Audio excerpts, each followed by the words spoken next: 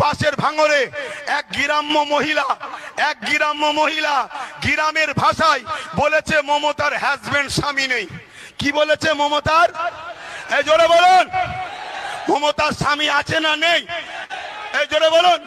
আমরাও জানি নেই, কিন্তু যদি কোনো জায়গায় লুকিয়ে থাকে সেটা মমতাকে ক্লিয়ার করতে হবে। ওটা আমাদের দায়িত্ব নয়। আমাদের দায়িত্ব, আমরা যেটা দেখেছি মমতার স্বামী নেই, তাই এই মহিলাটা গ্রাম্য ভাষায় সে বলেছে স্বামীর জায়গায় আঞ্চলিক ভাষায় যেটা বলে, কি বলে ওটা আঞ্চলিক ভাষায় যাকে বলে চাল ভাজা তাকেই বলে খুদ ভাজা, ঠিক তো নাকি? কেউ বলে পিড়ে, আর একটা কি ভাষা বলে জানো? কিন্তু জিনিসটা খারাপ কি, যদি কেউ বলে স্বামী, তো খারাপটা কি বলেছে? কিন্তু তার বিরুদ্ধে কেস হলো, তাকে অ্যারেস্ট করলো। আর এখানে ইসলামের বিরুদ্ধে, আল্লাহর বিরুদ্ধে এত বড় কথা বলেছে। কি কথা? ইসলামে নাকি রেপ করা পাপ নয়। সেই অর্জুন সিং কি অ্যারেস্ট হচ্ছে?